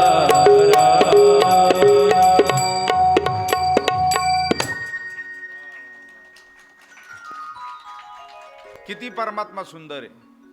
जरी की पगड़ी बांधे वो सुंदर आँखों वाला, कितना सुंदर बाके बिहारी, कितना लागे प्यारा. अहो असं त्याचं मूर्तिमंत स्वरूप आपण पाहिलं तरी आपल्याला वाटतं त्याच्याकडे पाहत राहावं. अहो घटिका न लगे मन वेधिता, आणि एवढी तुझी स्वरूपता, एक घटका लागत नाही मन वेधून घ्यायला. बरं बायकोच्या सौंदर्यावरनं बायकोला ज्याने बनवलं तो किती सुंदर आहे. पाहायला डोळे झाकले होते. झाकलेल्या डोळ्यांनी परमात्मा पाहता येतो, बाह्य डोळ्याने त्या ठिकाणी ठीक आहे. म्हणून तर म्हटलंय काय भुललासी वरली या रंगा. वरला रंग भुलवणारा असतो, आतला रंग तो श्रीरंगाचा असतो. आंघोळ केली की वरचा रंग जातो, पण मनाला एकदा याचा रंग लागला की तो कधी जात नाही. तुका म्हणे मना श्रीरंगाचा रंग राहिला अभंग एकविध. आपण रोज रंग याच्यासाठी ठेवलेत, याच्यासाठीच सगळे रंग उधळायचे असतात, याच्यासाठी ठेवलेत, बाकी काही नाही. रंग याच्यासाठी उधळायचे, म्हणून तर रंग उधळू चला. याच्यासाठी सगळे रंग उधळूयात. बाह्य रंग काय आणि अंतरंग काय, त्याला अंतरंग द्यायचा. आणि मग 40 वर्षातून कर्दमांची समाधी जागी झाली. तिला विचारलं तू कोण ग, बरी आहे का कामाला, लग्न होऊन आणली होती ना तिला, तरी विचारतात तू कोण. अहो मी तुमची बायको आहे, आपलं लग्न झालंय. काय झालं, काय नाही, लग्न झालं त्याच दिवशी डोळे झाकले होते, झोपले होते तुम्ही समाधीत. मग लक्षात आलं महाराज त्यांच्याकडे अशी एक शक्ती होती, आणि त्या दिव्य शक्तीच्या जोरावरती दोघांनाही तारुण्य आलं. एका सरोवरामध्ये त्यांनी स्नान केलं, त्या सरोवरामध्ये स्नान केल्यानंतर तारुण्य आलं. बघा तुम्ही, आपण ब्युटी पार्लर मध्ये गेलो की आपलं वय 20 वर्षांनी झाकतं. हे खरं आहे का खोटं आहे? तुम्ही फेशियल करा आणि केस काळी करा, 60 वर्षाचं सुद्धा वय झाकलं जातं आणि 40च वर्षाची माणसं दिसतात. आता तरी बोला ना, तुम्ही हे मान्य नसतं केलं. त्या सरोवरामध्ये स्नान केल्यानंतर यांना तारुण्य कसं आलं? अरे आताचं सामान्य ब्युटी पार्लर ते वय झाक हा आणि महिलांना कधी वय नसतं विसरायचं, कधीच विसरायचं नसतं चुकून. सगळ्यात जास्त राग येतो ना स्त्रियांना, तुम्ही विचारून पहा. एकदा काय झालं, मी सांगायच्या आधीच तुम्हाला काय कळलं का नाही. एक स्त्री डॉक्टरकडे गेली, कायला असेल थंडी ताप, डॉक्टरांनी तपासलं. आता डॉक्टर बघा नाव विचारतात आणि वयी विचारतात. आहे का हा अनुभव? खरं सांगता का खोटं सांगता? हा खरं सांगता तुम्ही, धन्यवाद तुम्हाला, तुम्ही कथा ऐकता म्हणून. आता ती गेली डॉक्टरकडे. डॉक्टरांकडे गेल्यानंतर डॉक्टर म्हणले नाव सांगा अमुक अमुक. मी नाही नाव सांगणार, मला माहिती, पण कशाला सांगता उगाच, काय करायचे. नाव सांगितलं. म्हणले वय किती? तिने सांगितलं 25. डॉक्टरांना तशी शंका आलीच होती. डॉक्टरांनी इंजेक्शन भरलं. म्हणले हे पहा, मी तुमच्या 25 वयाप्रमाणे इंजेक्शन भरलेलं आहे, आणि तुमचं जर वय जर काही कमी जास्त असेल आणि मी जर हे इंजेक्शन दिलं आणि तुम्हाला जर हा डोस पचला नाही ना तर तुम्हाला अटॅक येईल. म्हणले खरं वय सांगा. म्हणली 32. डॉक्टरांनी परत तिच्या समोर इंजेक्शन भरलं. म्हणले बघा हे 32 वयाप्रमाणे इंजेक्शन भरलेलं आहे, काय उलट पालट झालं इथं ॲम्ब्युलन्स पण नाही बोलावता यायची, म्हणून खरं वय सांगा, मी हे 32 प्रमाणे इंजेक्शन देणार आहे. म्हणली 38. आणि मग ते डॉक्टरांनी इंजेक्शन पुन्हा त्याच्यात 38 वयाप्रमाणे भरलं. आता म्हणले मी इंजेक्शन खरोखर देतोय तुम्हाला, आणि जर इंजेक्शनचा परिणाम उलटा झाला, वय कमी जास्त झालं, अटॅक येईल, मेला तर माझ्यावरती जबाबदार नाही. म्हणली 45. आता विसरू नका. जाऊ दे, आता पुढचं सांगत नाही. ते डॉक्टरचं काय झालं आणि तिने इंजेक्शन घेतलं का नाही ते नाही मला माहिती. मला सांगायचं याच्यासाठी, हा किती सुंदर असेल याला पाहण्याकरता डोळे झाकले होते कर्दमांनी. पुन्हा एका सरोवरात स्नान केलं. दोघांनाही दिव्य तारुण्य आलं. कामयाग नावाचं विमान घेतलं आणि त्या विमानामध्ये बसले. असं ते विमान आहे की आपली जिथं इच्छा असेल तिथं ते विमान जातं. आपल्या भारत देशातली सगळी रमणीय ठिकाणं दोघा नवरा बायकोंनी पाहिली. तेव्हापासून पद्धत आहे, लग्न झाल्यावर बायकोला घेऊन फिरायला जायचं. हे पुराणातली कथा सांगतोय ऋषींची. कश्यप नावाचे कर्दम नावाचे ऋषी सगळी रमणीय ठिकाणं फिरली. फिरल्यानंतर काय झालं, कालांतरानं त्यांना एक अपत्य झालं. आता कोण जन्माला आला असेल पहिलं? त्यांच्या पोटी एक अपत्य जन्माला आलं. मुलगा का मुलगी? हा, मग अशी मुलगी सांगितली म्हणून आता मुलगा सांगताय का? अहो, मुलगीच जन्माला आली यांच्या पण पोटी. मुलगी जन्माला आल्यानंतर कर्दम आपल्या बायकोला म्हणले की आता मी निघालो. कारण लग्न होताना त्यांची एकच आठ होती, पहिला मुलगा जन्माला आला की मी साधनेला निघून जाणार, मी काय तुझ्याजवळ थांबणार नाही. त्या आठीव लग्न केलं होतं त्यांनी. आणि पहिली मुलगी जन्माला आली. बायको हुशार होती, म्हणली बघा तुमची काय आठ होती, पहिला मुलगा जन्माला आल्यावर तुम्ही जाणार होते. जन्माला कोण आले? त्या मुलीचं नाव त्यांनी कला ठेवलं. दुसरी मुलगी जन्माला आली, तिचं नाव अनुसया ठेवलं. ही अनुसया भगवान दत्तात्रयांची आई. अनुसयेचे सत्व आगळे. गेल्या वेळेस भगवान दत्तात्रयांचं पात्र अनुसया माता हे सगळं काही केलं होतं. आमच्या सायली महाराज देशमुख त्या पात्र केलं होतं त्यांनी. काय महाराज, देवाची आई होण्याचं भाग्य आपल्याला प्राप्त होतं. त्या भूमिकेत आपण येतो, किती आनंद असतो त्याचा. दुसरी मुलगी झाली अनुसया. तिसरी मुलगी झाली श्रद्धा. जर कोणाला मुलींची नावं ठेवायची असेल तर मी सांगून जातो. तिसरी मुलगी झाली हवीरभू. चौथी गती, क्रिया, ख्याती, अरुंधती, शांती. अशा 9 मुली झाल्या. 9 मुली झाल्यानंतर 9 मुलींच्या पाठीवरती एक मुलगा झाला. त्यांचं नाव आहे भगवान कपिल. बोलिये कपिल भगवान की जय. मग आता कर्दम नावाचे ऋषी म्हणले आता मुलगा झाला, मी निघालो. देवहूती म्हणले अहो कशाला निघाले? म्हणले देवाच्या प्राप्तीला. मग देवच पोटाला आलाय ना. नाही म्हणले देव जरी पोटाला आला असला तरी त्याला जाणून घ्यायला चाललेलो आहे. आपलं सगळं जे काय बरोबर घ्यायचं होतं ते घेतलं आणि वनांतराला कर्दम नावाचे ऋषी निघून गेले. आणि त्यावेळेस जाता जाता कर्दमांनी सांगितलं हा जो मुलगा जन्माला आलाय ना भगवान कपिल, तो तुला त्या ठिकाणी उपदेश करून. म्हणून भागवतातला हा अत्यंत महत्वाचा कपिल आख्यान भागवतामधला अत्यंत प्रसिद्ध आहे. कर्दम नावाचे ऋषी तपश्चर्याला निघून गेले. मुलगा जन्माला आला. आनंदी आनंद आईनं लहानाचा मोठं त्या ठिकाणी कपिल भगवंताला केलं. हे सगळं होत असताना विचार आणि संस्कार दिले. जगातली ही पहिली आई आहे देव होती की आपल्या मुलाला गुरु मानलं. ही आई देव होती, आपल्या मुलाला गुरु मानते. कारण सामान्य नव्हते ना, ते देवच होते ना. देवाच्या 24 अवतारापैकी एक अवतार आहे ना. आई रोज समोर बसायची आणि विचारायची आज मला काहीतरी सांगा. अनेक प्रश्न विचारलेले देवहूतीने. एक दिवस देवाची पूजा कशी करायची, मी मुलगा म्हणून नाही, देव म्हणून नाही, एक महात्मा म्हणून त्या ठिकाणी विचारते असं देवहूतीने सांगितलं.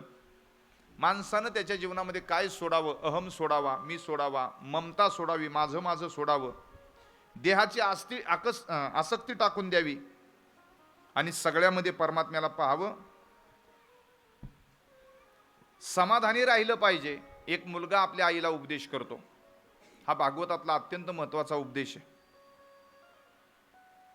सर्वा घटी राम, देहादेही एक, आणि सूर्यप्रकाशक सहस्ररश्मी. माणसानी कसं राहावं? निसंग, न करी रे संग, राही रे निश्चळ, लागो ने दिमळ अहंतेचा किंवा ममतेचा. आई जीवनामध्ये योग कर. योग कर म्हणजे काय? योग म्हणजे जोडणं. आई जीवनामध्ये देवाला जोडलं पाहिजे. स्वतः कपिल भगवान सांगतात आपल्या आईला.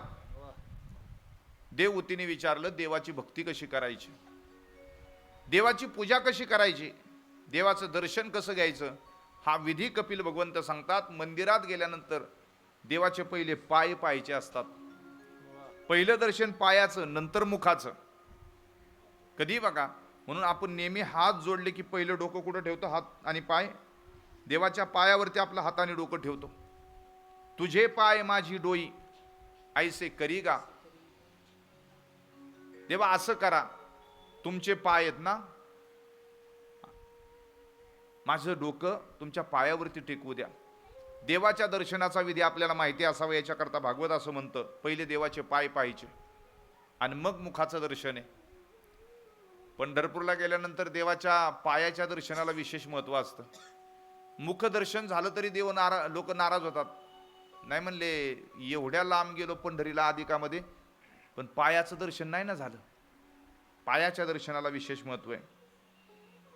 आणि हे सगळं करता करता आई जीवनामध्ये भक्ती कर, हेची थोर भक्ती आवडते देवा, आणि संकल्पावी माया संसाराची.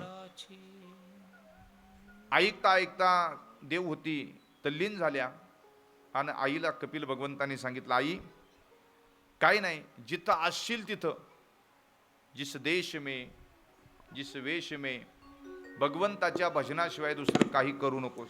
जिस देश में जिस भेष में, जिस देश में जिस भेष में, परिवेश में रहो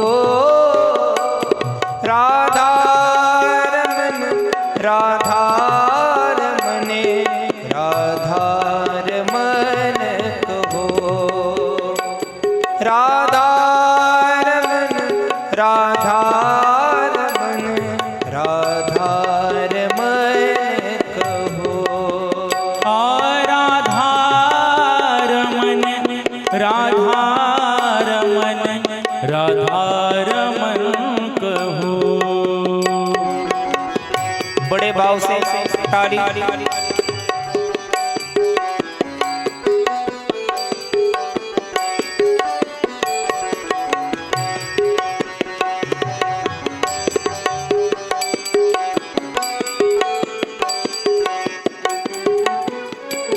जिस ध्यान में जिस ज्ञान में, जिस ध्यान में जिस ज्ञान में, परिभार में रहो राधा रमन, राधा रमन, राधा रमन, श्री राधे राधा रमन, राधा राधा रमन कहो.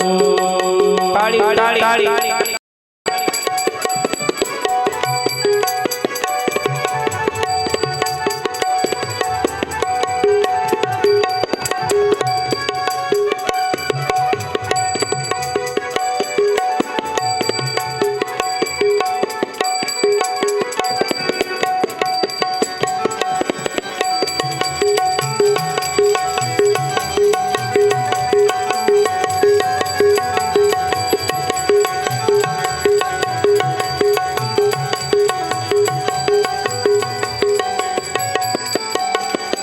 जिस यो में जिस रो में, जिस यो में जिस रो में, परिभोग में रहो राधा रमन, राधा रमन, श्री राधा रमन कहो. राधा रमन, राधा रमन, राधा रमन कहो. ताली ताली ताली.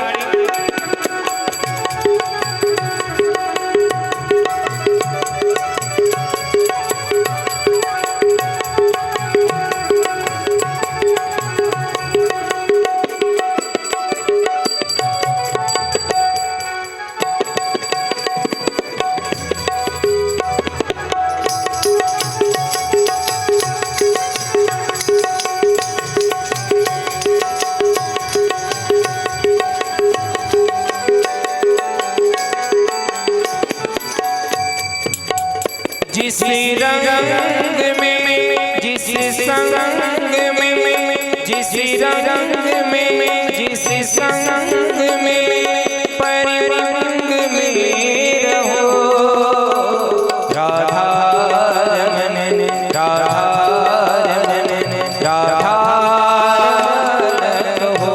जय हो राधा रमन, राधा रमन, राधा रमन कहो.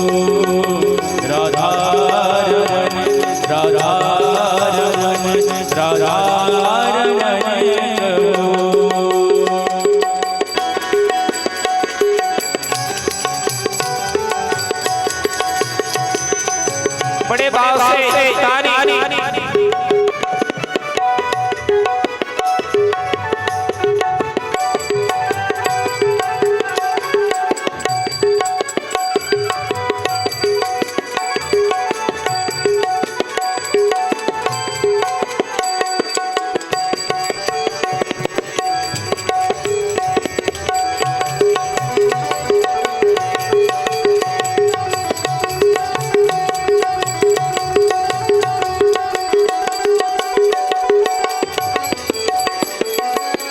कलयुग केवल नाम धारा सुमिर सुमिर सिया राम सब जग जाने करहु प्रणाम जोरी जुग पाही। जिस चाल में जिस काल में जिस चाल में जिस काल में परिकाल में रहो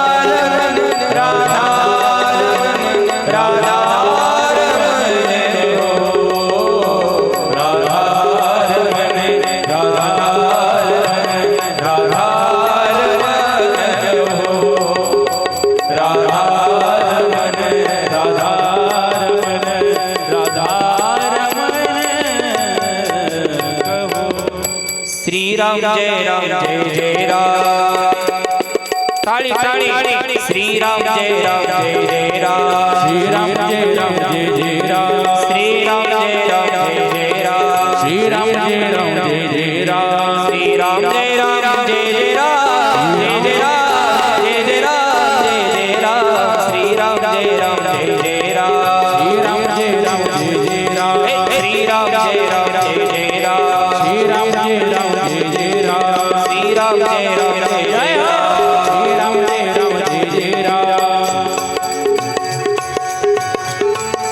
ताली ताली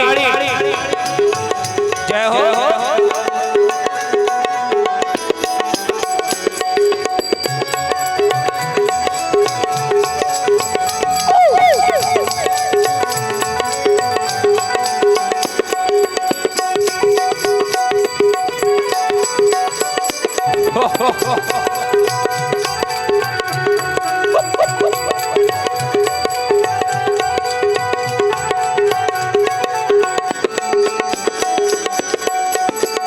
भजन करा श्री राम जय राम बोला बोला बोला श्री राम जय राम श्री राम जय राम आवाज श्री राम जय राम श्री राम जय राम श्री राम जय राम श्री राम जय राम श्री राम जय राम ताली वरती हात श्री राम जय राम हे नामदेव जनाबाई आवाज नामदेव जनाबाई आज आवाज कमी येतोय बरं का कमी वेळेत कथा आहे म्हणून का नामदेव जनाबाई वा वा नामदेव जनाबाई हा नामदेव जनाबाई हा नामदेव जनाबाई हा टाळी का वाजत नाही बघा ध्यान मनु शतरूपाला ज्या 3 मुली झाल्या ना आकुतीचं लग्न रुची नावाच्या ऋषींबरोबर झालं देवहूतीचं लग्न आपण पाहिलं कर्दम नावाचे ऋषी त्यांना कपिल भगवान नावाचे देव त्यांच्या पोटी जन्माला आले कपिल भगवंतानी गंगा सागरला समाधी घेतली सिद्धदा नावाची नदी त्यांची आई देवहूती झाली आणि पाण्याच्या स्वरूपानं वाहू लागली. मग कपिलाख्यान आलं. जी मनुष्यरूपाची तिसरी जी मुलगी होती प्रसूती, तिचं लग्न झालं दक्ष प्रजापतीच्या बरोबर आणि त्यांना 16 मुली झाल्या. पहिल्या 13 मुली धर्माला दिल्या आणि स्वाह नावाची मुलगी अग्नीला दिली, स्वरा नावाची मुलगी पितरांना दिली आणि सती ही भगवान शंकरांना दिली. शंकरांची निंदा ज्यावेळेस दक्ष प्रजापतींच्या माध्यमातून झाली, भगवान शंकर कुणाच्याही स्वप्नाच्या आड येत नाहीत. पण तरी देखील दक्ष प्रजापती ज्यावेळेस हे पद मिळालं प्रजापती दक्षाला, त्यावेळेस प्रजापती हे पद काय आहे? देवावरती नियंत्रण ज्याचं असतं त्याला दक्ष प्रजापती म्हणतात. आपल्या महाराष्ट्राचे मुख्यमंत्री आणि बाकीचे मंत्री असे 43 मंत्री आहेत. त्या 43 मंत्र्यांवरती ज्याचं नियंत्रण असतं त्याला राज्यपाल म्हणतात. तसं देवांवरती ज्याचं नियंत्रण त्यांना दक्ष प्रजापती म्हणायचं. त्यांना पद मिळालं दक्षाला, प्रजापती पद. आणि आपल्याकडं असं आहे, एखाद्याला काही पद वगैरे मिळालं की उत्सव केला जातो. दक्ष प्रजापतीने सगळ्या देवांना बोलवलं. भगवान शंकर सुद्धा आले होते. पण काय झालं होतं, एखादा माणूस समोरून आला की आपल्याकडे अशी पद्धत आहे, आपण उठून उभं राहतो आणि सन्मान देतो त्याला. शाळेत शिक्षक आले की सगळे विद्यार्थी बाकावरनं उठतात आणि शिक्षकांना गुड मॉर्निंग सर असं म्हणतात. तसं दक्ष प्रजापती सभेमध्ये आल्यानंतर सगळे देव उठले होते दक्षाच्या सन्मानाला. फक्त एकच देव बसलेला होता. कोण? भगवान शंकर. ते का बसले होते? मुद्दाम नाही, जागेवरती बसल्या बसल्या श्रीराम जय राम जय जय राम भजन करत होते. डोळे झाकले होते.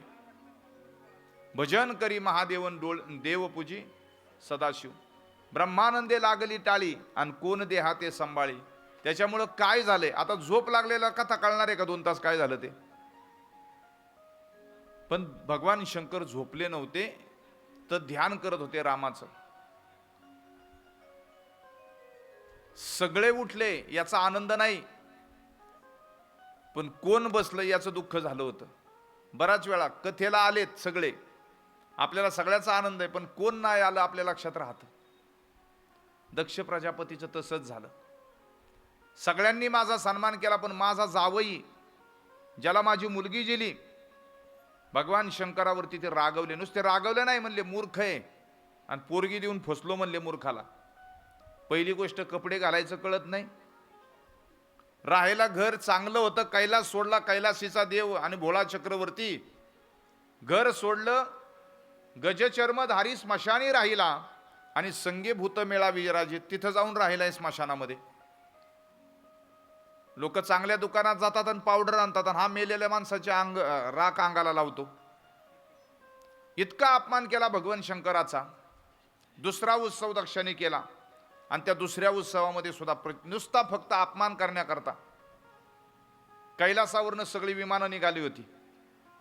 सती मंदी भगवान शंकराला, अहो नारदांनी सांगितलं सती तुझ्या वडिलाकडं मोठा कार्यक्रम आहे, आता विचार करा, सगळ्या पाहुण्यांना बोलवायचं, जावयाला नाही बोलवायचं, येईल का नाही राग? बरं महिना कुणाचा आहे आणि त्याला नाही बोलावलं काय होईल सांगा की तुम्ही? आणि तसंच झालं, सगळ्याला बोलावलं आणि जावईच नाही बोलावला.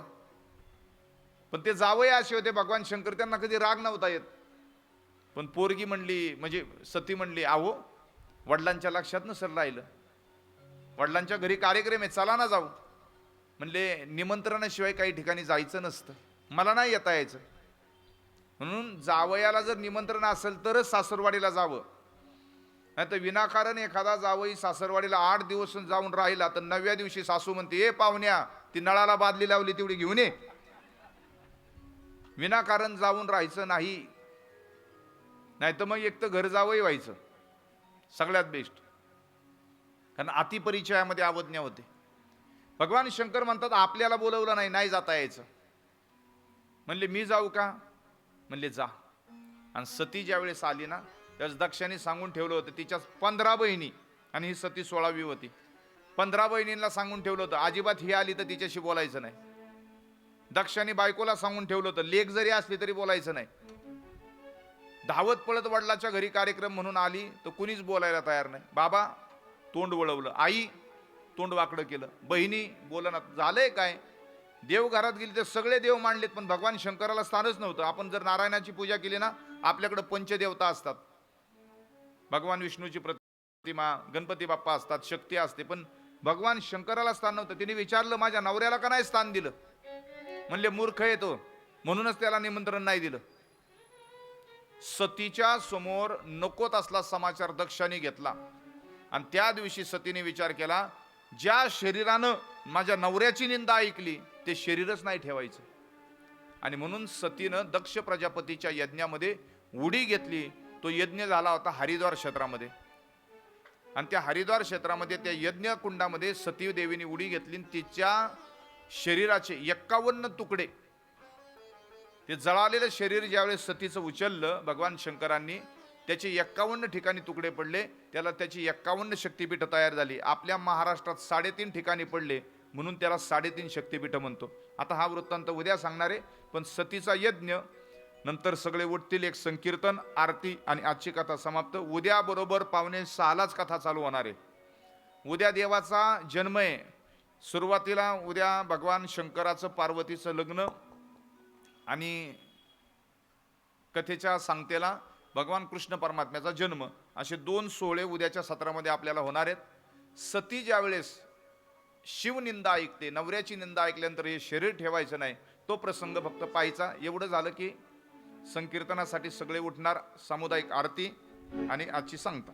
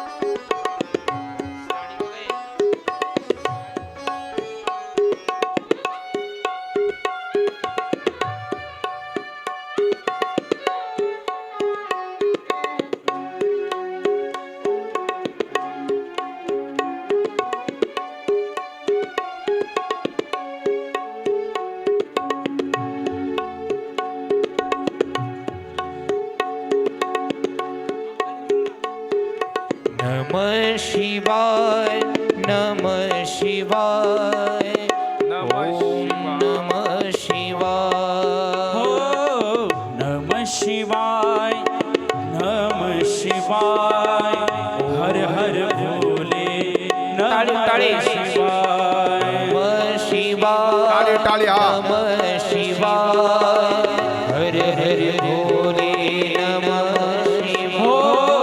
नमः शिवाय, नमः शिवाय, हर हर भोले, नमः शिवाय. नमः शिवाय, नमः शिवाय, हर हर भोले, नमः शिवाय. ओ नमः शिवाय, बोला बोला टाळी टाळी. हर हर भोले, नमः शिवाय. नमः शिवाय, नमः शिवाय, हर हर भोले, नमः शिवाय. नमः शिवाय, नमः शिवाय, हर हर भोले, नमः शिवाय. बड़े भाव से ताली.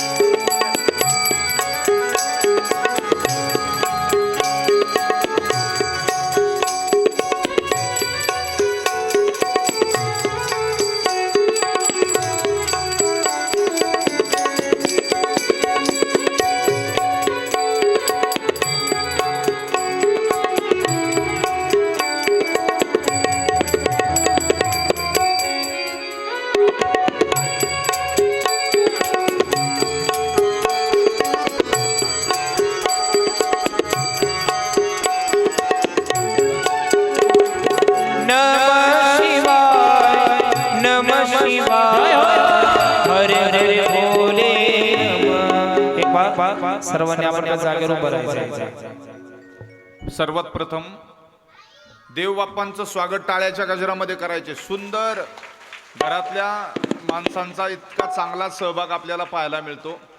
आता ओळखा बरं कोण आहे? हा, आले लक्षात सगळ्यांच्या ना? हा, काय म्हणावं, घरातली चेतन, दुसरं काय तवा. असं त्यांचं टाळ्याच्या गजरामध्ये स्वागत करूया. सुंदर असं सादरीकरण ज्यांनी केलं आमचे सागर महाराज पवार बिडकर, त्यांचंही त्या ठिकाणी स्वागत. त्या अग्नीची सगळी काजळी त्यांच्या चेहऱ्यावर आली. असं काही नाही, अग्नी हा पवित्र आहे महाराज, अग्नी हा दिव्य आहे.